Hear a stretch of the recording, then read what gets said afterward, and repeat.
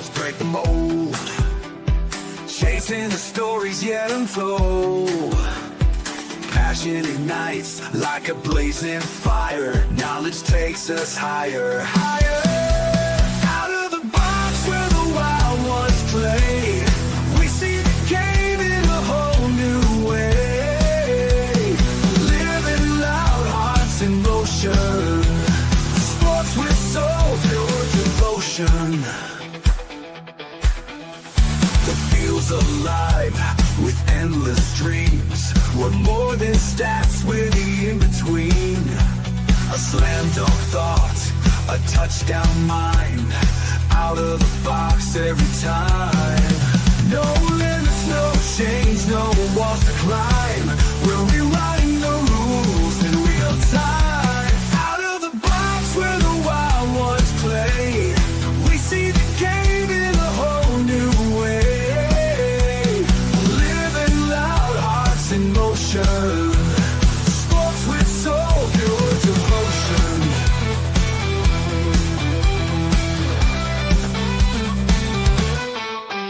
No limits, no chains, no walls to climb. We're rewriting the rules in real time. Out of the box where the wild ones play, we see the game in a whole new way. Living loud, hearts in motion. Sports with soul, pure devotion. Every shot's a story, every cheer's a spark. Under the lights we make our mark. Beyond the scoreboard, beyond the lines. Out of the box, redefining the grind. The grind. Out of the box where the wild ones play, we see the game in a whole new way.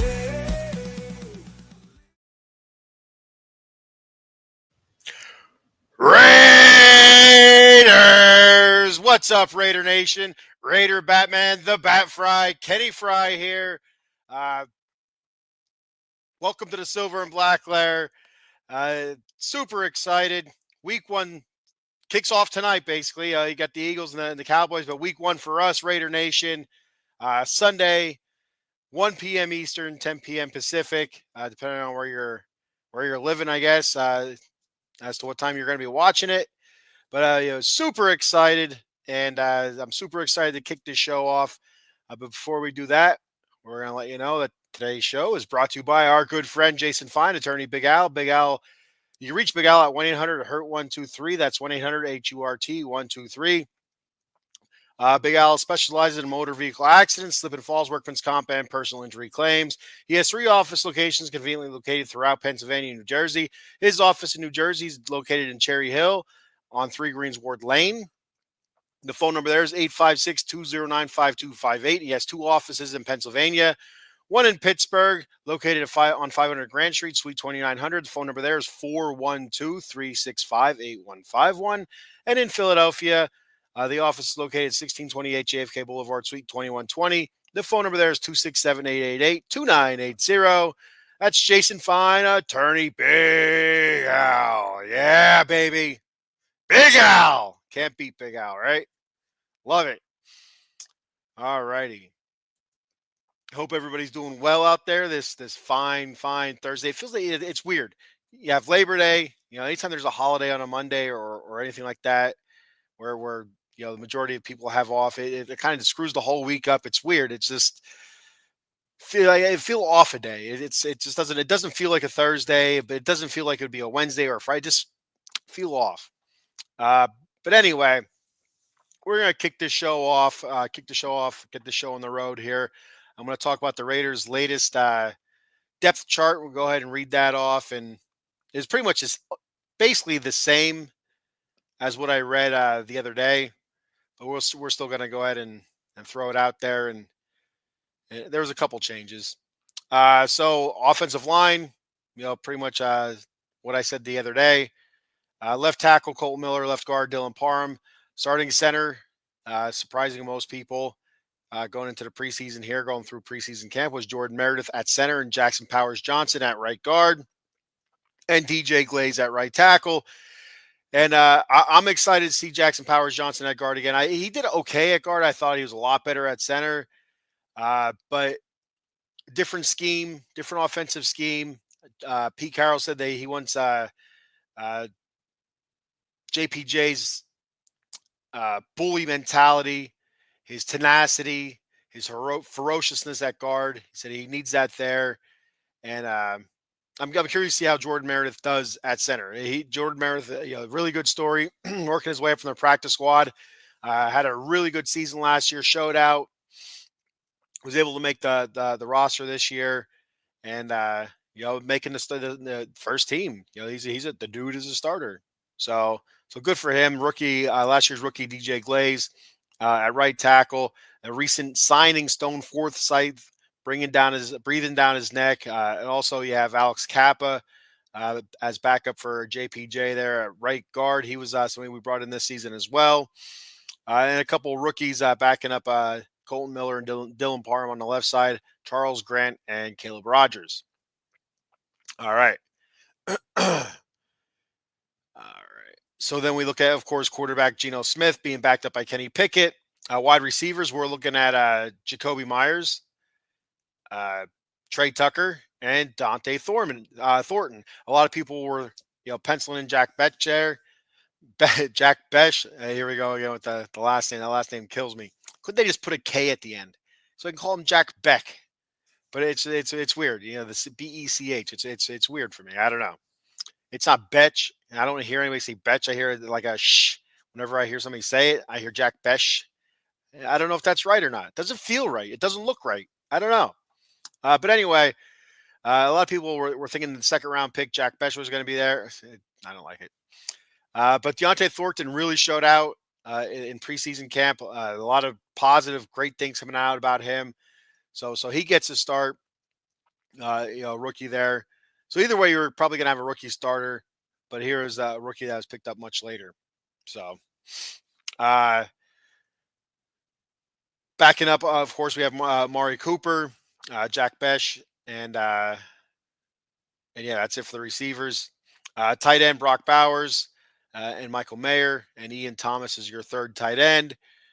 Running backs, Ashton Genty, of course, is your number one. Zamir White, number two. Raheem Mostert, 3, and Dylan Labe, your 4. And I expect to see a healthy dose of Ashton Genty, but I also do expect to see some Zamir White and some Raheem Mostert. Of course, the most carries going to go to Genty. He's your number one pick. He's your bell cow. But yeah, I wouldn't be surprised if we see Zamir White, touch the ball 5 to 10 times. Raheem Mostert, same thing for him, 5 to 10 times. Chip Kelly's offense usually is a run heavy type offense, and it's running backs are going to get some work, and even catching out of the backfield as well. So I wouldn't be surprised if we see a bunch of screens or whatever.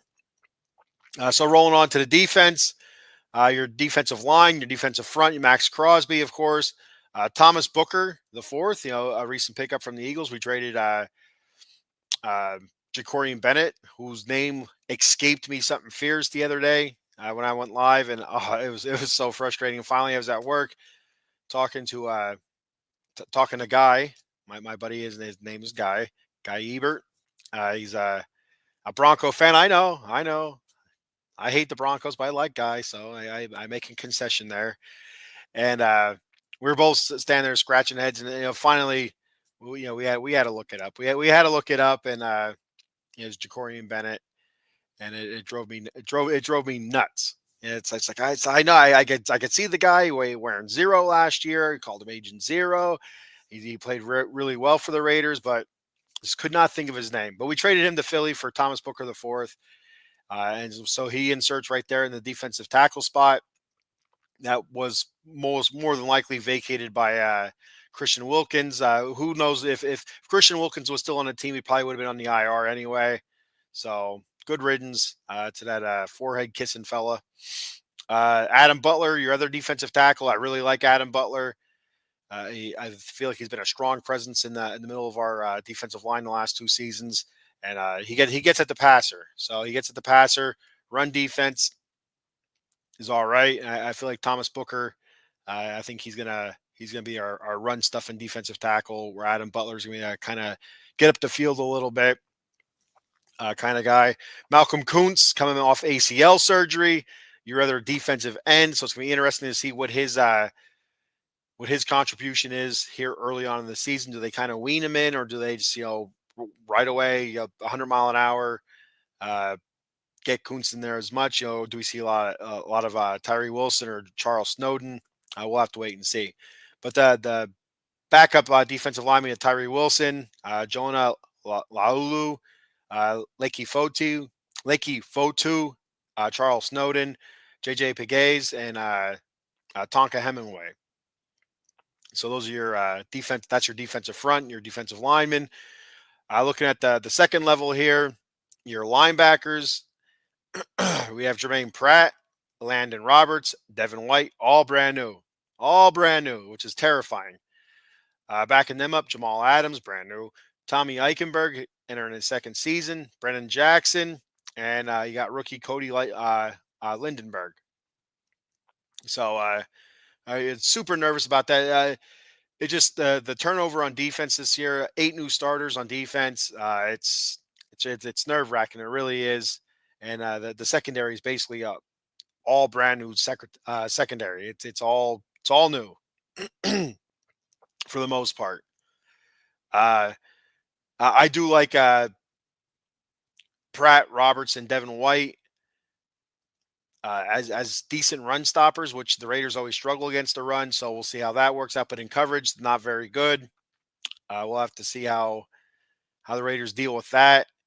And Elandon Roberts taking over Robert Spillane's spot as your middle linebacker, and I just don't know. I'm still confused as to why they didn't just re-sign Robert Spillane. Maybe he didn't want to come back. It seemed like he did. It seemed like he liked playing with Max and liked Las Vegas. So I don't know what the deal was, but it was a bit of a bummer and a bit of a shock when he signed with New England, our Week 1 opponent, and the Raiders go and get Landon Roberts, the same place we got Robert Spillane there in Pittsburgh. And a lot of the experts were saying that Landon Roberts is cut from the same cloth, as it were, as Robert Spillane. So we'll have to, only time will tell on that one. Devin White, a Buccaneer guy, so he's familiar with John Spytek, or John Spytek's familiar with him. So that's kind of why you bring him in. And I don't remember where Jermaine Pratt came from. So then you have Darnay Holmes, your cornerbacks. Darnay Holmes, Caillou Blue Kelly, Eric Stokes, all new. Caillou Blue Kelly, he was a Raider last year, so he's not new, but he's new to the starting role. Your safeties, Isaiah Polamau and Jeremy Chin. Jeremy Chin's new from the Redskins. Stokes, I believe, was from Green Bay. And Darnay Holmes, I do not remember where he came from. Your backup defensive backfield, you're looking at Darian Porter, rookie DeCam Richardson. I think that he's entering his second year, I believe. Chris Smith II, and Tristan McCollum. So the big thing with that secondary, we lost Nate Hobbs, Jacorian Bennett, Marcus Epps, Jack Jones, and Trayvon Merrick, all starters from last year. So it's like I said, it's a whole new revamped secondary, and it's going to be interesting to see how they do. And like I said, Jacorian Bennett as well. He was our best secondary guys last season. He didn't have any interceptions, but a lot of PBUs, and I wouldn't call him a shutdown corner, but he was the closest we came to having a shutdown corner. He got dinged up a little bit at the end of the season. I believe Hobbs was dinged up a little bit by the end of the season. Epps, Jack Jones was just awful. Trayvon Merrick, I believe he was dinged up a little bit as well. So I figured we might have lost one or two of those guys. I was penciling Jack Jones is gone, and maybe Marcus Epps, but I didn't expect to lose all those guys. And it was a bit of a shock and a bummer. The same thing with Robert Spillane. So that's what we got for offense and defense. Special teams, of course, AJ Cole punting, Daniel Carlson kicking, Long snapper Jacob Bobenmoyer. He's been with us for a while. That whole tripod there. Trey Tucker is your kick returner and punt returner, and Dylan Labe and Ashton Genty listed. Dylan Labe listed as your backup kick returner, and Ashton Genty as your other punt returner. So your captains, I believe, are AJ Cole, if I remember correctly. AJ Cole, Max Crosby, and Geno Smith are your captains. So that's the updated depth chart here for the Raiders. And good stuff. Good stuff there. Like I said, it's a little bit different than the other day, but no big surprises there.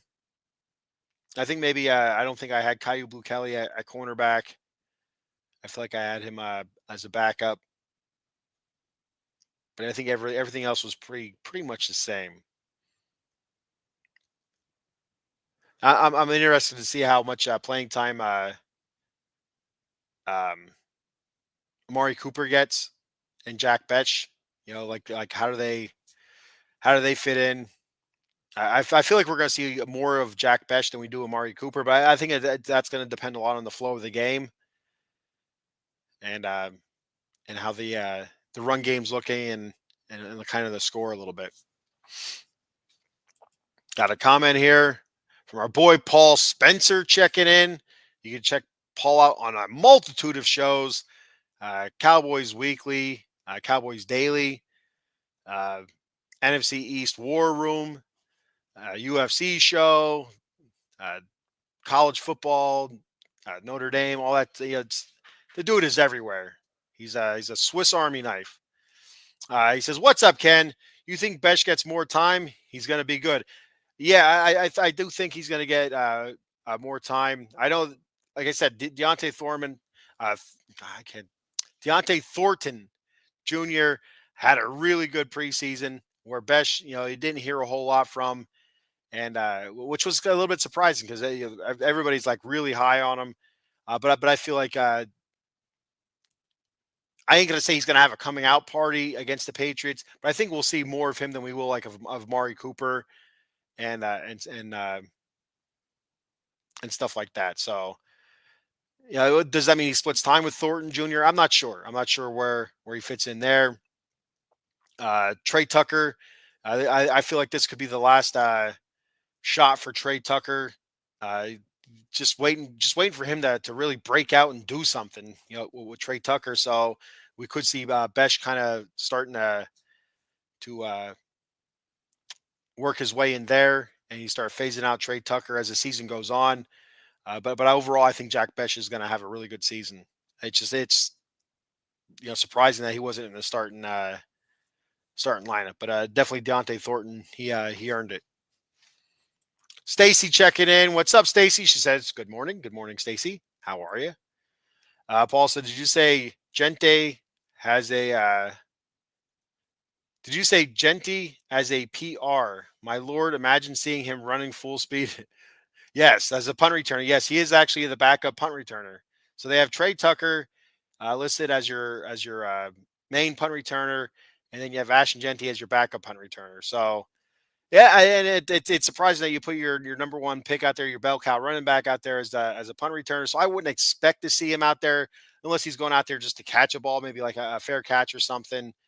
But I don't know why you'd put him in that situation. There's a reason why you have Dylan Labe.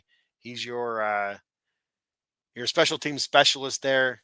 If you want to, you could throw out I don't know. You can throw Deontay Thornton Jr. out there as well. I mean, I guess he is your your other starting receiver, but I'd rather have him out there catching the ball and running around than Ashton Gente or maybe even Cam Richardson, one of your defensive backs. But yeah, it's scary. It's scary for injury reasons, Paul. You know what I mean? Like I just don't like the thought of having your main running back out there catching punt returns. It's one thing, in college football, you see something like that, but in the NFL, you kind of want to limit the amount of hits the guy's taking like that, a running back, and you're to throw him out there for punt return. Not a big fan. Kim checking in. Kimberly Blum, Aunt Kim. She says, "Good morning, Ken. Good morning, Aunt Kim. How are you? Ready for the season? Excited for the season?" So so let's take a look at the some keys in my opinion here for the Raiders against the Patriots week 1. Before I get into the whole my schedule prediction, well, I'll do that last. But looking at the Patriots, they also have a lot, just like the Raiders, a lot of turnover on defense. The Raiders are 8 new starters on defense, whereas the Patriots, you're looking at 6 new starters, 6 or 7 new starters on defense for them. A couple on offense.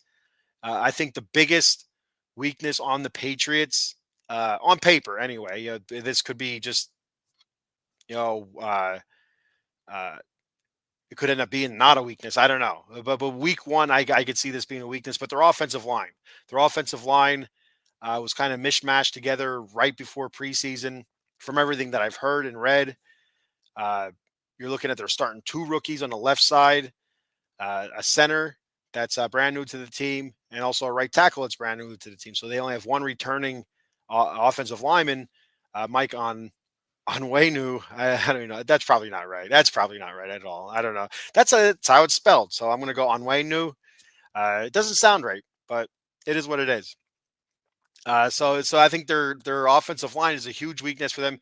And going up against the Raiders defensive line, which outside of Max Crosby doesn't seem to get a whole lot of love from some of the Patriots uh, breakdowns that I listened to over the last couple days. They're a whole lot of Max Crosby had a down year last year. He didn't really have a down year last year. He did get injured, but he still put up some really decent numbers.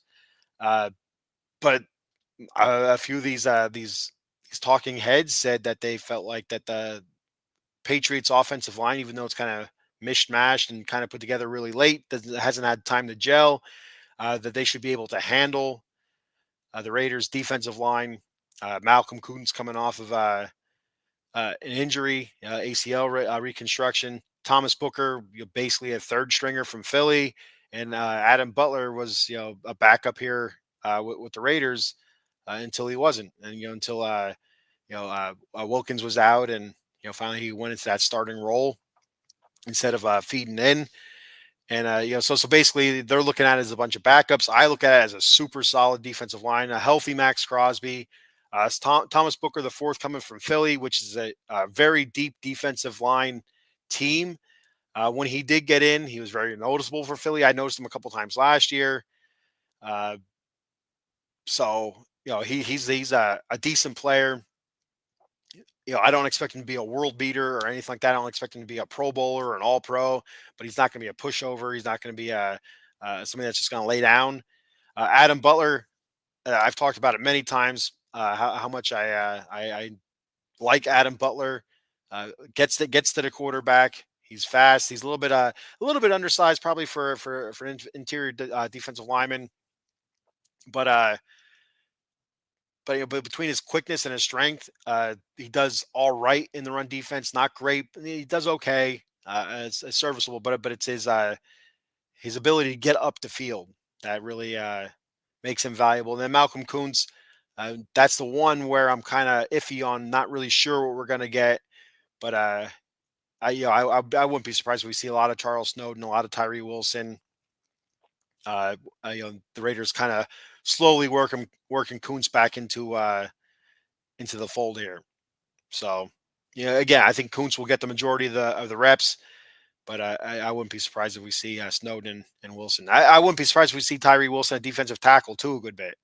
And depending on situations like third and longs, where it's a definite passing situation, I wouldn't be surprised if we see Tyree Wilson, or if it's a end of game kind of situation where let's say the Raiders are up a score and it's 2-minute drill kind of thing where it's going to be passing.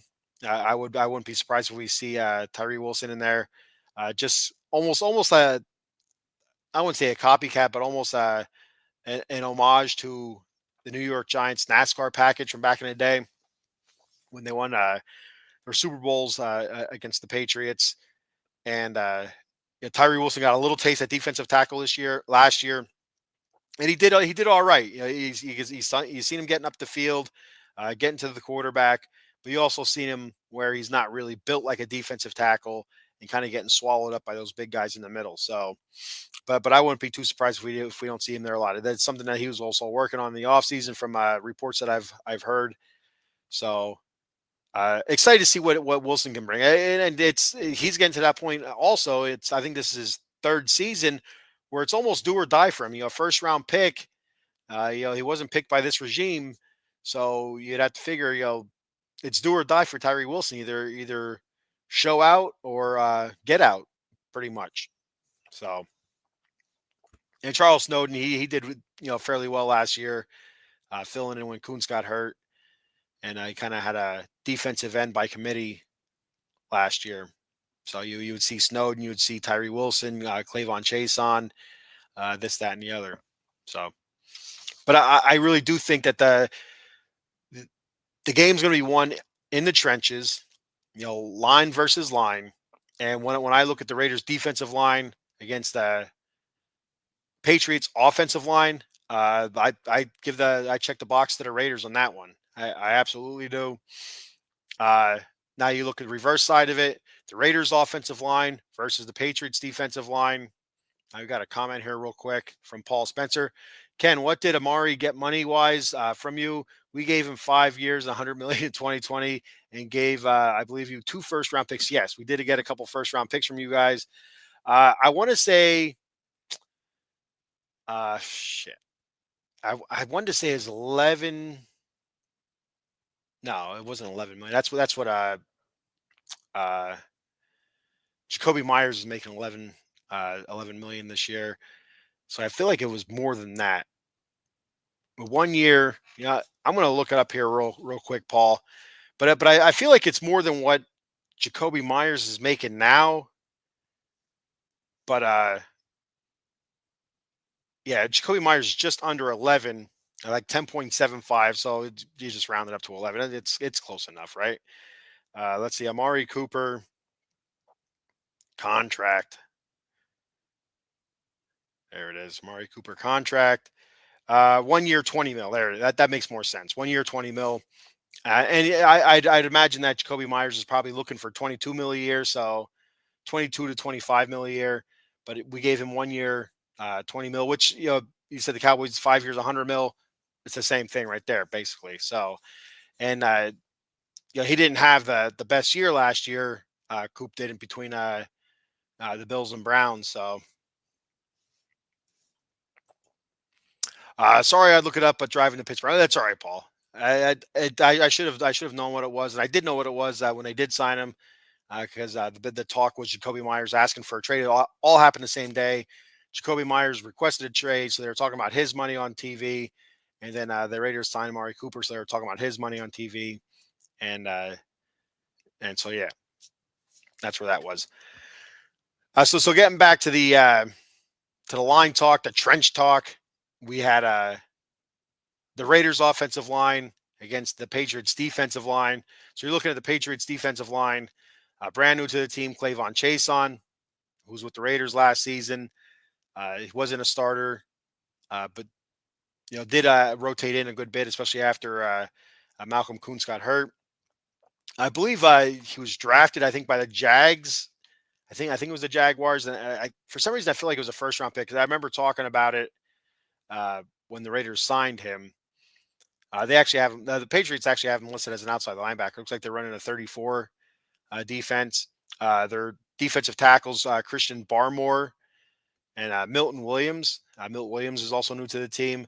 Kyrie's Tonga, he's also new to the team. It's your nose tackle.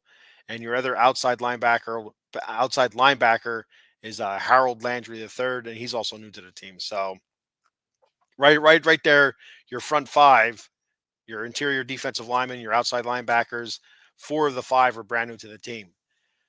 Which on defense is a little bit different than offensive line. Offensive line, you're working, want a rapport for communication and stuff like that. You want guys that are together a long time, at least for most of the season, so they have that connectivity, and that's where I think the Raiders win that battle as well. When we look at the Raiders' offensive line, left tackle Dylan Parham, left guard, or left tackle Colt Miller, left guard Dylan Parham, center Jordan Meredith, right guard JPJ, and right tackle DJ Glaze, which is basically the offensive line from last year, except you had JPJ finishing the season off at center, and you had Jordan Meredith at guard. That's it. Basically, it's the same offensive line as last year. DJ Glaze was rotating a little bit with um, Thayer Mumford, and I think that was it. It was just Thayer Mumford. Yeah, they're kind of rotating back and forth, and the Raiders just recently released Thayer Mumford. So out of those two, again, I'd have to you know kind of check the box for the Raiders in this one. This offensive lines going into their second season for the most part, you know, all together again. Last year they we did have a couple guys, like Cody Whitehair, fill in a game or two, and there was somebody else, so I can't remember who it was. But yeah, I'd say half of the season. I'd say pretty much half the season that was your offensive line: Colton Miller, Dylan Parham, JPJ at center, Jordan Meredith at guard, and DJ Glaze at tackle. And like I said, this year it's Jordan Meredith right now at center and JPJ at right guard. I say right now because I'm not totally sold at Jordan Meredith at center, and I wouldn't be 100% shocked if we didn't see JPJ move over sometime this year back to center and see Jordan Meredith at guard, or even see Alex Kappa, who was one of the worst offensive linemen last year in the whole league, but previous years before that was one of the better offensive linemen. So one bad year does not make a career, and we'll see what happens there. But be honestly, I checked the box again for the Raiders, the offensive line. So for me, the offensive line, defensive line, those ones go to the Raiders. Win the trenches, and I think they win the game. They control the line of scrimmage. You win the game. Paul says Cooper is a high-priced rental this year. Absolutely, yeah. He is just a rental. He said it's unfinished business. I don't know what that is exactly. If he would have took care of business the first time, maybe he would have never been traded away. He had the dropsies, and he was kind of always I don't want to say moody, but kind of sullen and sulking. It looked like it just it seemed disinterested. Whether he was or not, maybe it's his demeanor. That's who he is. But I know a lot of Raider fans weren't too happy with Cooper, and they weren't very upset when he was traded away. I wasn't one of them. I liked Coop. I was a little bit frustrated with the drops that he had, but besides that, I feel like he was very valuable for the Raiders and Derek Carr at that time. But it was what it was, and I don't remember who we got for those the 2 first-round picks that we got from Dallas. I don't remember what those picks turned into.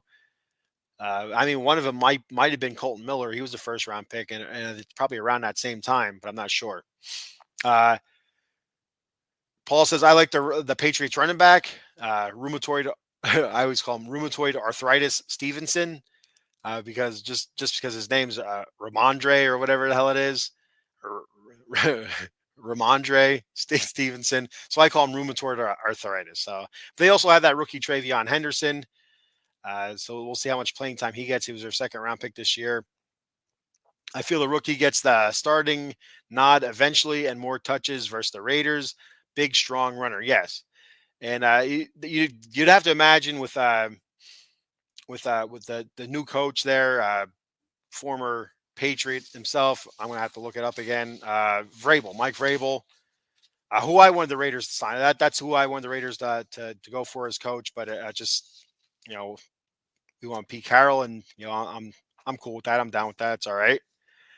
And if Mike Vrabel's going to want to smash it at me. If I remember back at Tennessee, and I could be totally wrong, so I'm not a Tennessee fan.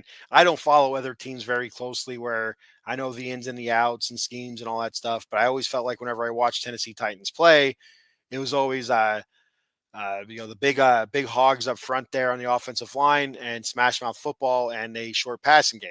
I could be wrong by that, but I'm pretty sure that's how it went. So Look back, Derrick Henry. There you go. So I'd expect a heavy dose of the running game against the Raiders, and it's something that the Raiders have struggled with over the last few seasons, or it seems like forever. To be honest with you, is against the running game, and again, it's almost to the point where it's laughable every year because every year they bring somebody else in the middle of the defense. Like, oh, this is it. I feel like we got a really good, strong run defense here, and then it turns to shit. So hopefully this year's different. It's the same thing every year. My one buddy, fellow Raider fan at work again, uh, said, "How are we going to do this year?" I said, "I think we're going to be all right." And he said, "You said that last year." I'm like, "I say that every year." So it's one of those things. Yeah, before week one, everything's all right. After week one, we'll see where we go from there. It's the same thing with the run game. You get excited, or you get kind of look at the roster like, okay, well, maybe we stop the run this year, and it's the same as every other year. So hopefully it's not. Have all sorts of optimism that it won't be. That it'll be a good run stuffing season, but we'll see what happens. I'm excited for Thomas Booker the fourth. I feel like he can be a good defensive tackle. But I do agree with you, Paul. I do think we see Travion Henderson. Maybe not early on in the game, but I feel like as the game wears on, I feel like we see a lot more of him. And so that's some of the other Patriots um, podcasts I listen to or shorts that I listen to also thought the same thing, that they feel like you might see rheumatoid arthritis Stevenson early on, but expect Travion Henderson to be a, a big impact running back throughout the middle to second half of the game. Whether it's running the ball or catching the ball in the backfield. So he is a pretty good catcher as well. He does catch the ball very well, because he's one. I do remember he's from I believe Ohio State, and I think that was one of the guys that I talked about the Raiders potentially drafting late in the not late. I guess it was he was a second round pick for the Patriots, but when I did my mock draft, when I did my mock draft, I was looking at maybe third round, third round if he was still available, or the other running back from Ohio State who's in a little bit of trouble there in Cleveland for I don't remember what. I don't know if it was um, some sort of abuse or speeding probably or something. I don't know. He did something bad. Not Travion Henderson, the other lad from Ohio State. Paul says Vrabel is old school mentality, physical and trench football. Yes, and that's what I expect. I expect a lot of running the ball, and Drake May's super mobile quarterback. Very good quarterback. Had a great rookie season last year. Was a Pro Bowler, if that means anything anymore. So so Drake May, you really got to watch him. But looking at the depth chart here for the Patriots, you have Stephon Diggs, who's new to the team. So there's that, right? That's he's still a big name. Your offensive line, Will Campbell, he was your first round pick. He's at left tackle. Jared Wilson was a third round pick. He's at left guard. Garrett Bradbury, he's new to the team. Michael Onwenu, it's hard. I think I did it right that time. He's at right guard. Your right tackle, Morgan Moses, he's new to the team. Then you have tight end Hunter Henry, who's a very good receiving tight end. So you got to watch that. And then the Raiders linebacking core, I don't think their pass coveraging abilities are going to be up to snuff, especially not early in the season. So I wouldn't be surprised if Hunter Henry doesn't have a huge game. Paul says Quinshawn Junkins. Yes. I believe that's the lad from Ohio State that plays for the Browns right now. That's in a bit of trouble. So you have Hunter Henry, then you have Demario Douglas, Kayshawn Booty, Drake May, of course, rheumatoid arthritis Stevenson, and they have listed as their backup running back Antonio Gibson, and then their third running back Travion Henderson. But I expect to see as the game wears on more Travion Henderson, and they also have a fullback listed, which you don't see very often, Jack Westover. Looking at their defense, they have it looks like they run a 34. You have Clavon Chase on it, outside linebacker, defensive tackle, Christian Barmore, Kairos Tonga. I don't know if I'm saying Kairos Kai Tonga, I'm going to call him. He's new to the team. Milton Williams, he came from the Eagles, I believe. He's new to the team. The other outside linebacker, Howard Landry III, he's new. Uh, Linebacker, Robert Spillane from the Raiders. He's new to the Patriots, and I still bummed that and still surprised that the Raiders didn't re-sign Robert Spillane. It seemed like he and Max Crosby were the heart of that defense, and it was just motor go, go, go, go, go. And Spillane improved a great deal in pass coverage. He wasn't perfect. He wasn't a top 10 linebacker in pass coverage, but he did improve. Did have a couple interceptions with the Raiders last 2 seasons.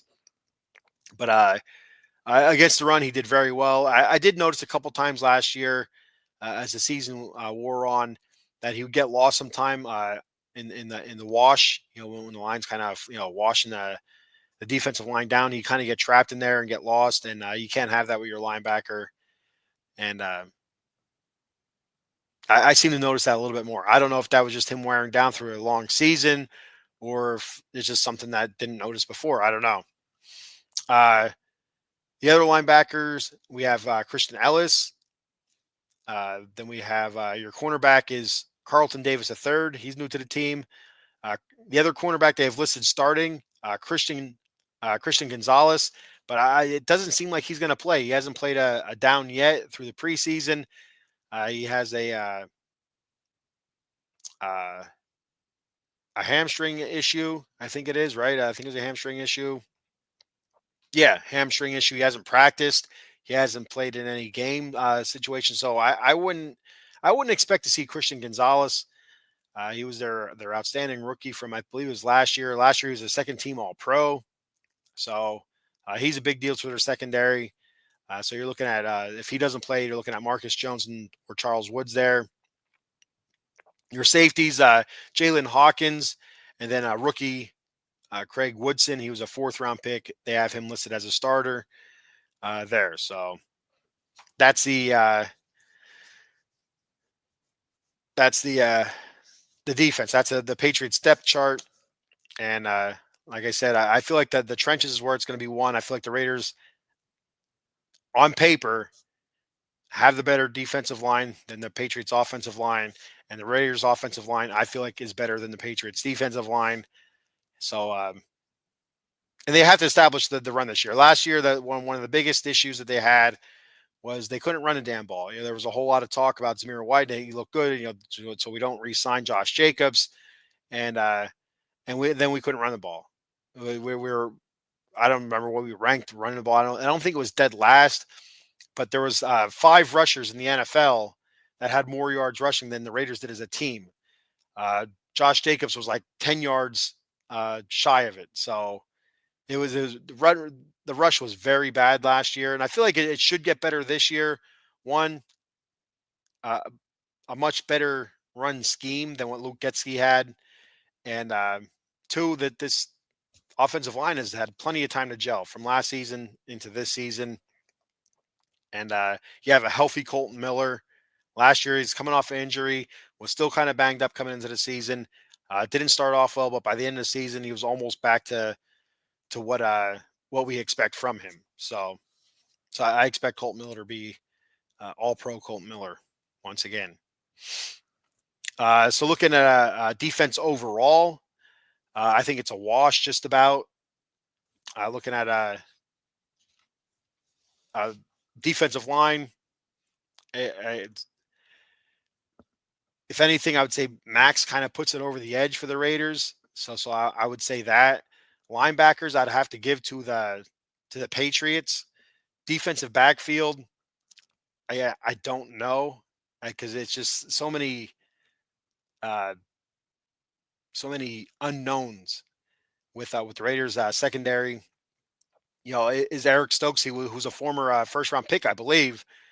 Is he able to return to form? He's injury plagued with Green Bay. Jeremy Chin played very well for the Commanders last year. Does he come back and produce that same kind of productivity for the Raiders? Isaiah Polamau finished the season off great for the Raiders. He was a force, a big hitter, separating the ball from the body, but he needs to be able to do more.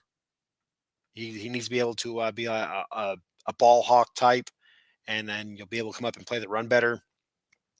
Caillou Blue Kelly, not sure. I have no idea what to expect from him or even Darnay Holmes. And you look at the secondary for the Patriots. If Christian Gonzalez plays, I'd give them the advantage in the secondary. But if he doesn't play, which I don't think he's going to play, I think it's a wash there. So I got a couple more comments here from Paul. He says Quinshon Junkins battery assault case in July for the rookie case is now dropped by the Florida attorney. Craziness. Why if whatever? I don't know. I'm not a lawyer. I don't know. Jay Fine, Big Al, Jason Fine. He's a lawyer, not me. Paul says he's taking the Raiders 26-24. Attaboy, Paul. Silver and black. There we go. Go Cowboys. That's what I'll say to you then. Check Paul out on Cowboys Weekly, Cowboys Daily, here on Out of the Box Sports Entertainment.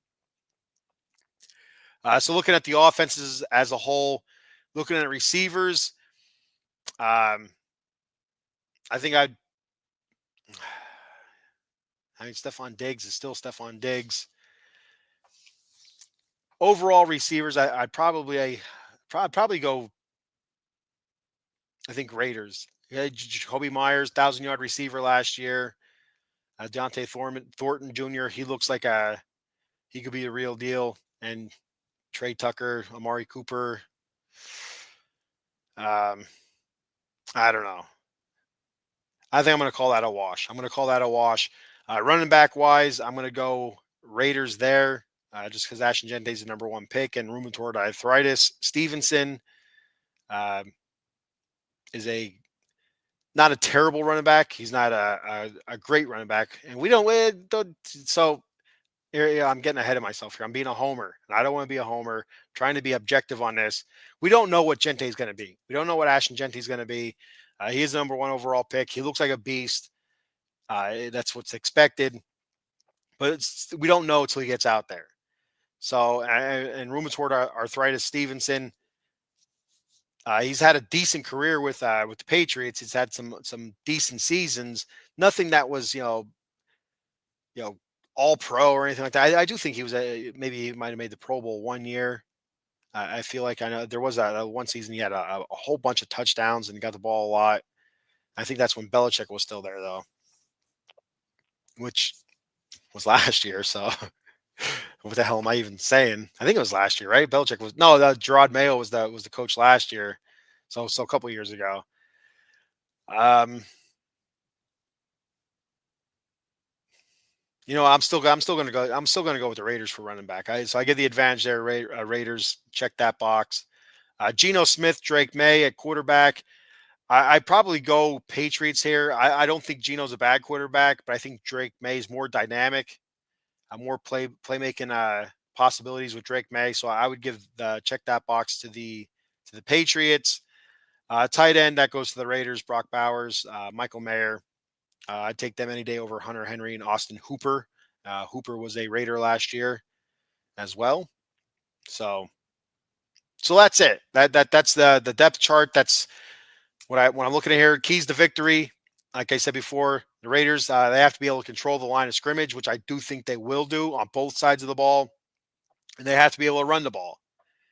And so that's two keys of victory there. Control the line of scrimmage, run the ball. And finally, my third key to victory is don't allow the big play in the passing game. Don't allow the big play in passing game, and I think everything's going to be all right. If they're able to limit the damage that the Patriots are able to do in the passing game, I feel like everything will be all right. So you shut down the run, let them dink and dunk, hold them to third and longs, and for the love of God, no penalties. No penalties. That's the one thing I'll give Josh McDaniels credit for.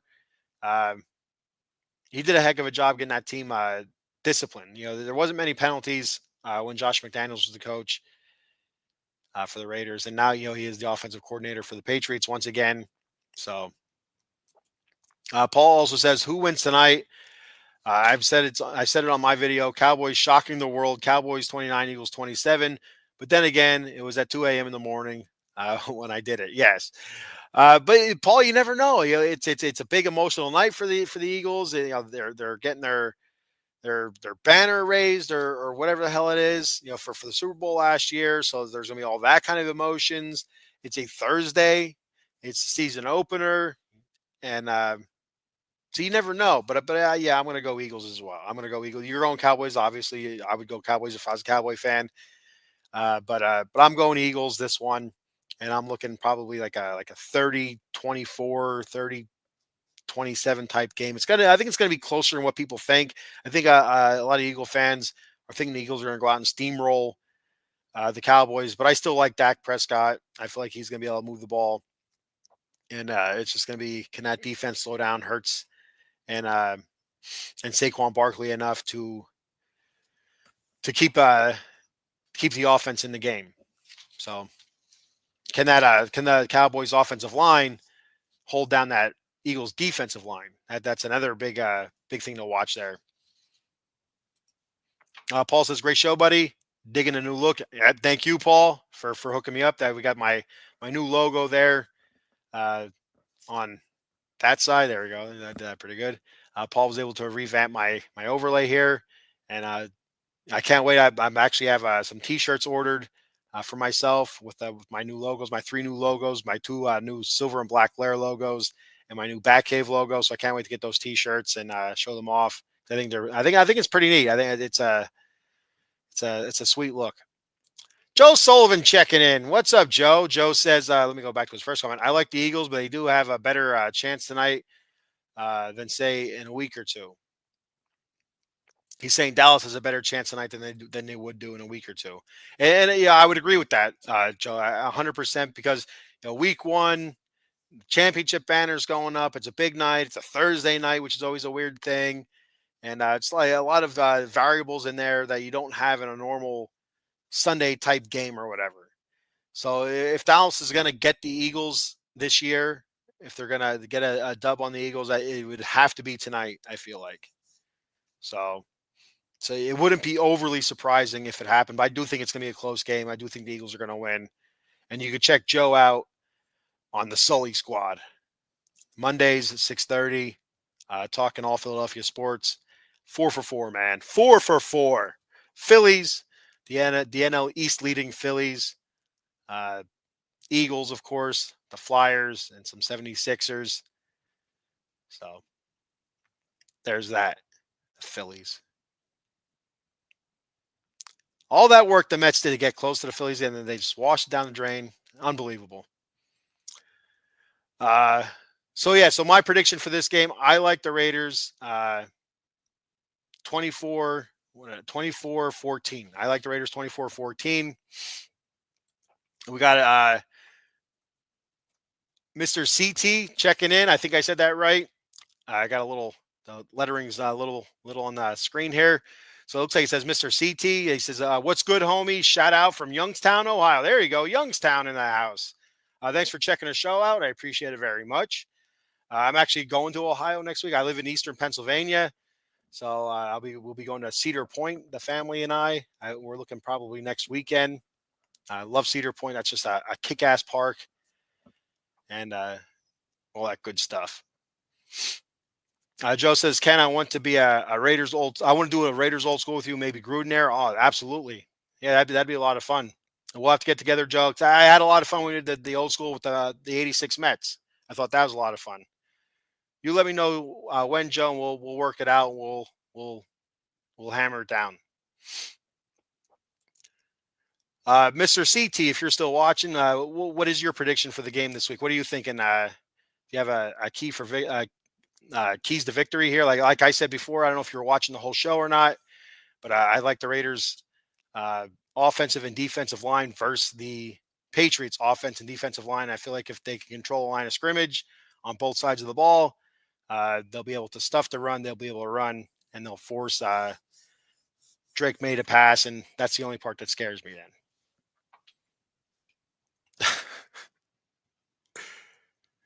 Oh, Sean Lazarchik says, "Hello, Mr. Imposter." Sean, I don't know what you're talking about. Mr. Imposter. We should get the dub. I believe that as well. I believe we should get the W, even though it is on the East Coast, that whole stigma, blah, blah, blah. I don't buy it, especially week one. I don't buy it. Uh, but yeah, I feel like the Raiders should get the win. And so leading into that, getting away from this game here, I'm going to go ahead into the schedule, my schedule prediction. I'm going to go ahead and switch this up as my good friend Paul here hooked me up with another great overlay, so I can put the schedule on there. There we go.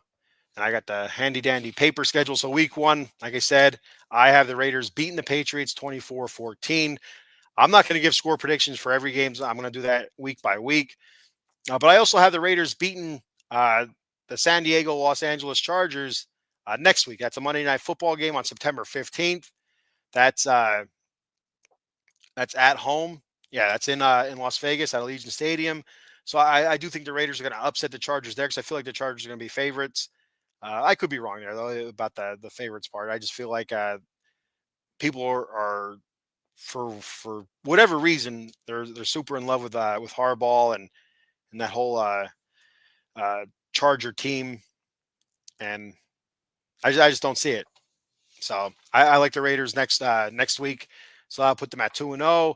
Then they travel to Washington September 21st. I do think that will be a loss there. And a lot of that depends on is this the Washington team that was from last year? Was last year just a mirage, or are they able to carry it over this year? Does is there a sophomore slump at quarterback? I'm not. We'll see. So it's just basing it off of last year. I'm going to say that's an L in Washington. Uh, Paul says tonight debut NFL Weekly Talk at 6 p.m. followed by myself. That's Paul, not me. Thursday night football preview at 7:30. So yeah, Paul will be double duty in tonight NFL Weekly where they talk all the NFL games, and then Thursday night football preview show of the Cowboys and Eagles. So be sure to check that out. Like, follow, subscribe to all of our Out of the Box Sports channels on YouTube, Facebook, X, Twitch, all that good stuff, and also my YouTube channel, the Bat Fry Pods. I got a new YouTube handle there, and all that good stuff. And I'm also on Twitter, SB_Lair_OOTBE. It's up there in the upper part of the screen. So, all right. So sitting there after 3 weeks, the Raiders are 2-1. Then we're back home again against the Bears on September 28th. I feel like we can get the win there. Then we travel to Indianapolis October 5th. I feel like we can get a win there. So looking pretty good. Sitting at 4-1, surprising a lot of people. Indianapolis has me a little bit shaky because it feels like whenever the Raiders go to Indianapolis, feeling good about themselves, they have a letdown. I feel like they can go there and they can handle Indianapolis, but it always seems to be a letdown there. Then moving on to week 6 here against Tennessee. That's at home, October 12th. I feel like we can get a dub there as well. So looking great, sitting in a great position here, 5-1. Then we travel to Kansas City against the Chiefs, October 19th, and I have an L there, which it's always a good game there in Kansas City actually. So it could go either way, but I do have an L there for the Raiders. Then the bye week, then week 9, back home against the Jaguars. I feel like the Raiders can get a win there. That puts the Raiders at 6-2. Then Thursday night football in Denver. And this one kills me. This one, I hate Denver so much. So much. I mean, there's nothing more. There's no other sports franchise, I should say, that I hate more than the Denver Broncos. And I hate the Braves. Being a Mets fan, I hate the Braves. I don't like the Phillies, but I don't hate the Phillies. I hate the Braves so much, but I loathe the Broncos. I hate the Broncos so much. Everything about them. Their stupid Mile High Stadium, the horse face Elway, their colors, even though it's pretty close to the Mets colors. I hate their colors. That when there's an incomplete pass, the fans yell incomplete. That pisses me off. I hate it so much. I hate the Broncos, and it kills me to give the Raiders a loss there. But it's a Thursday night football game. The Broncos are going to be decent. I can't be a homer, and kills me so much to give the Raiders a loss there. It really does. But I feel like the Raiders are going to split uh, with the Broncos, so I'm going to give them an L there. That puts the Raiders at 6-3. Then they play Dallas at home, and I feel like they're going to be another letdown at Monday Night Football. Just I feel like if there's usually a point in the season where the Raiders just like rattle off a whole bunch of losses, and some of them don't make sense, and some of them like okay, their team's a better team, and the Raiders just don't come out of it. But I feel like they're going to get to that point in the season, and I feel like this is where we're going to see the guts of the team, where they have a couple losses, tough losses. A Bronco game, I feel like it's going to be really close. The Cowboy game is going to be really close. I feel like the Cowboys are going to be the same position as the Raiders, hovering around 500, potentially playoff team, potentially not playoff team. And but I feel like they have a letdown Monday Night Football there against the Cowboys. So back-to-back losses. And then they'll be at home again against Cleveland. They're in week 12. And I feel like to get back on the winning ways against Cleveland, that'll put them at 7-4. And then they have the Chargers in Los Angeles. I feel like they split with the Chargers. Week 13, they lose to the Chargers. And then they play the Broncos at home. So they win that one. That puts them at, I think it's 8-5. 3, 4, yeah, 8-5.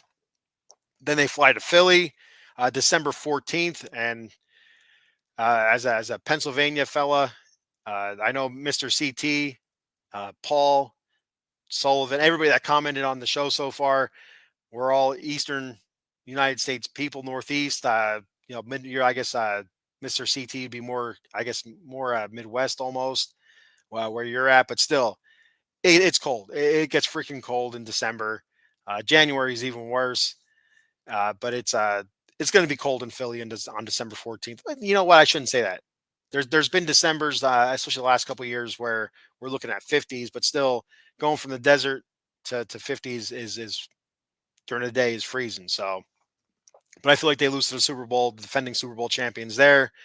Then they travel to Houston, and I feel like they also lose to Houston, which pains me to say as well. That puts the Raiders at 8-7 on the cusp of a playoff spot. They're in, they're out. They need to win the next two games, and they're in. If they lose one of these next two, then they need help. That kind of thing scenario going on. So they have the Giants at home. I feel like they get the win there, and they end the season against Kansas City, the hated Chiefs. And I feel like the Raiders are able to get a win there, squeak their way into the playoffs. I feel like the Raiders have a chance at 10-7. I realistically think probably 9-8 because there's a couple of these games here can go either way. I think 9-8, 8-9, is a real possibility. But 10-7 is very optimistic, and I like it. I like being optimistic about my team. Every year it's the same thing. So that's what I'm looking at here. That's what I'm looking at. Let me know your thoughts on that. Throw your comments out there. What you think the Raiders are going to do this year? Playoff team, close to playoff team, 500. They're going to stink again. Either way, I'm not going to be surprised. It's been so long since the Raiders had a winning season, or not a winning season, a run of winning seasons. And I feel like with Pete Carroll building what he's trying to build over the next couple seasons, I feel like there's a chance for the Raiders to get back to where they're year in and year out a contender, instead of 1 year being a playoff team, then the next 5 years being crap, then being a playoff team, then the next 5 years being crap. I mean, you look over since their Super Bowl appearance in 2003, they probably, I think, I'm not 100% sure off the top of my head how many times they made the playoffs since then, but I only had to be like 3 times, I think, something like that. Over the last 22, 23 seasons. That's painful. It's very painful. And it's inexcusable as well. It really is for a franchise like this. And I do hear a lot of hate a lot of times for Mark Davis. But the one thing you got to say about Mark Davis is that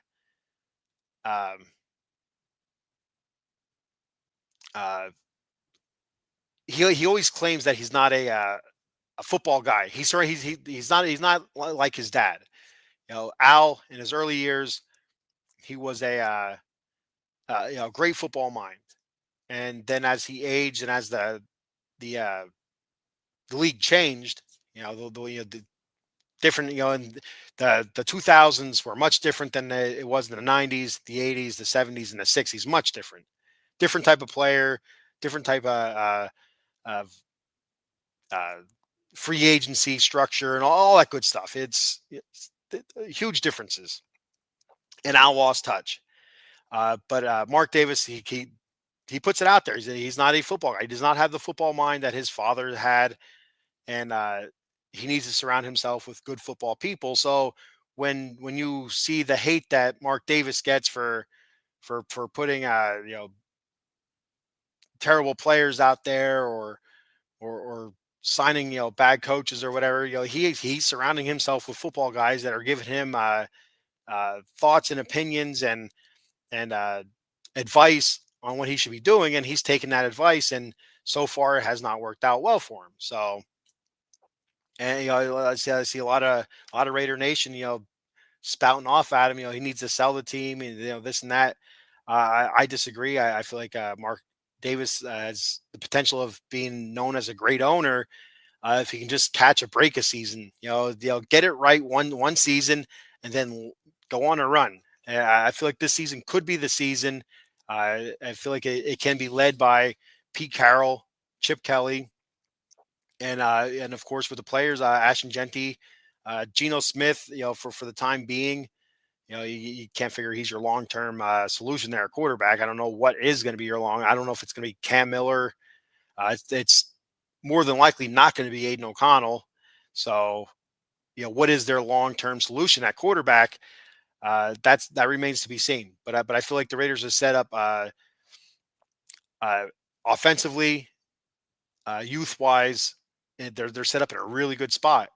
A lot of really good young players: Brock Bowers, Jackson Powers Johnson, DJ Glaze, Dylan Parham, Deontay Thornton Jr., Jack Besh, potentially. Those two guys. Michael Mayer. I'm hoping to see a lot more Michael Mayer this year. Defensively, I feel like there still needs to be a lot of work. That's the scary part for me this year. Whereas the last two seasons, you felt like the defense was a strong point. This year, I feel like this could be the Raiders' weakness, and it's going to be Patrick Graham needs to really buckle down and get get the most out of this defense as that he can, and see if they're able. Some of these guys are able to return to form, like Devin White. He was at one time a really, really good linebacker. Is he able to return to form? Eric Stokes, like I mentioned earlier, I believe he was a first round pick a few years ago of the Packers. With injuries and stuff like that, he never was able to live up to that. Does he return to form? Is Jeremy Chin able to continue playing well like he did for the Commanders? Isaiah Polamau, we see greatness there. Is he able to take that next step and show us that he can be great consistently? So, and of course, Max is Max. We still got Max, and hopefully he can stay healthy this year and just wreak havoc on quarterbacks. And Tyree Wilson, what does he do this year? Does Tommy Eichenberg get a shot at linebacker? We were all excited last year when Tommy Eichenberg was drafted out of Ohio State. He looked like a Raider, sounded like a Raider, played like a Raider, and then we haven't seen him yet. So there was that. All right. So with that being said, I am going to check out. I'm going to go to bed. I would like to thank everybody for checking the show out. I appreciate it very much. Paul, thank you for hooking me up with the great overlays. And yeah, I will go live again. I'm going to try to go live again. I worked this weekend. I volunteered for some OT. So I worked this weekend, but I'm going to try to go live again Sunday morning with a bit of a kind of a Raider pregame thing, just a quick episode, nothing like this where I've been on so far for, what is it, an hour and almost an hour and 10 minutes. So it'd be just like a quick 15-minute episode, kind of go over the latest injury report. Like as of right now, the injury report is nobody. The Raiders had Caillou Blue Kelly on the injury report, and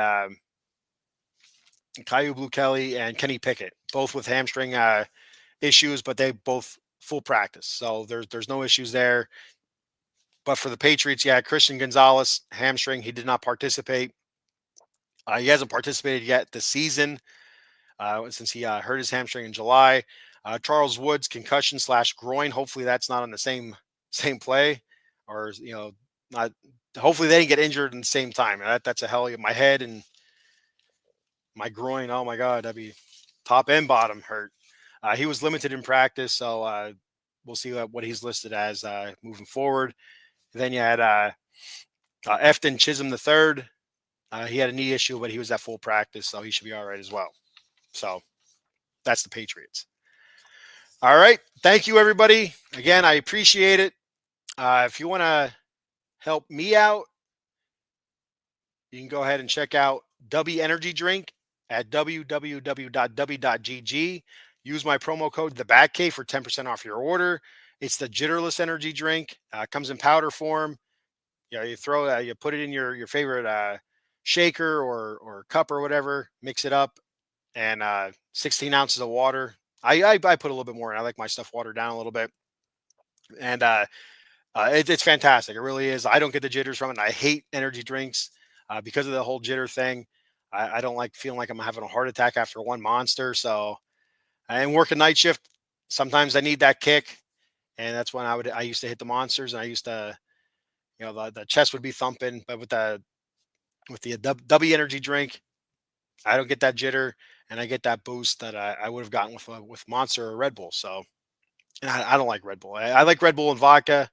That's pretty good, but straight up Red Bull, I'm not a big fan of. But the Zero Monsters were good. But like I said, I just didn't like the jitters I got from it. And one last thing before I get out of here, one last comment before I leave. Find it again here.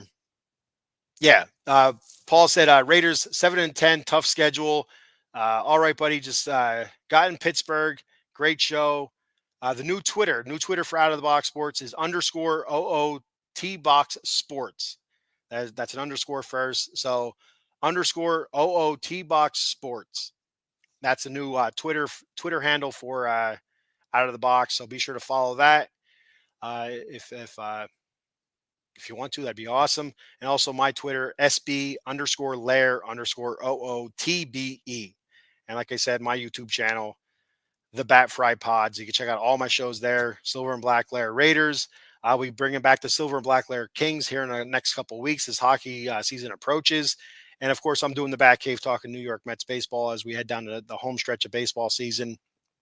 And the Mets are in the playoff hunt, and their starting pitching and bullpen are pissing me off daily. So there's that. All right. Thank you, everybody. And until next time, you know what it is. Just win, baby. Raiders. Peace.